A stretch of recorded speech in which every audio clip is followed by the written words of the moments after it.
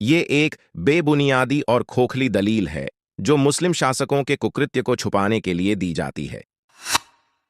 अगर मुस्लिम शासकों ने धर्मांतरण करवाए थे तो आज भारत में सभी मुस्लिम क्यों नहीं हैं? असल में ये बात इन दो गलत धारणाओं के कारण कही जाती है। एक, पहली की, हिंदू तो डरपोक होते हैं, इसलिए अगर मुस्लिम शासक चाहते तो उन्हें एकदम मुसलमान कर सकते थे। टू, दूसरी की, मुस्लिम शासक पूरे भारत में राज करते थे।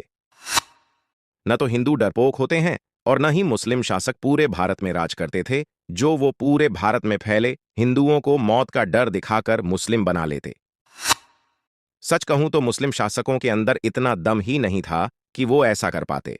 हालांकि उन्होंने लूटमार और तोड़फोड़ तो कर ही दी थी। लखनपुर को लखनऊ, प्रयाग को इलाहाबाद आदि नाम तो बदले ही, साथ में हिंदू बहुल लाहौर, जो रामपुत्र लव का शहर माना जाता है, को आज आतंकवाद का अड्डा और पाकिस्तान की दिल की धड़कन बना दिया। एक भारत की संस्कृति ही एकमात्र है जहां पर 800 साल तक उत्पात मचाने के बाद भी मुस्लिम शासक पूरी तरह कामयाब नहीं हो पाए। हालांकि जमीन का बड़ा हिस्सा तो वे ले ही गए, आज आतंकवाद के गढ़ उन्हीं लूटी गई जमीनों पर है। मुस्लिम शासक कितने डरपोक और बुजदिल थे, इसका अंदाजा इसी से लगाएं कि जब ये भारत के मूल निवासियों की जमीन लूट रहे थे, उनका कत्ल कर रहे थे, तब इन्होंने उनके ऊपर जजिया लगाए, मंदिर तोड़े, जुर्म किया।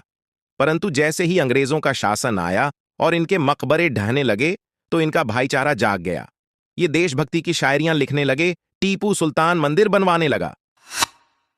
चलिए जाने दीजिए मुस्लिम शासकों की नीयत कितनी अच्छी थी, इसका अंदाजा इससे लगाया कि पाकिस्तान ने 65 की जंग में कश्मीर में जो 200 जिहादी अवैध रूप से भारत में भेजे थे, उनकी टुकड़ियों का नाम गजनवी, गौरी, बाबर व इन्हीं मुस्लिम शासकों के नाम पर था।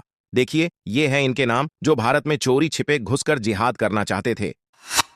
जानते हैं क्यों? क्योंकि इन जिहादियों का भी वही मकसद था जो इन मुस्लिम शासकों का था, जिहाद। हैरानी है मुझे कि इनके नाम की मस्जिदें भारत में खड़ी है। पाकिस्तान में बनने वाले मिसाइल और बमों का नाम इन मुस्लिम शासकों के नाम पर रखा जाता है।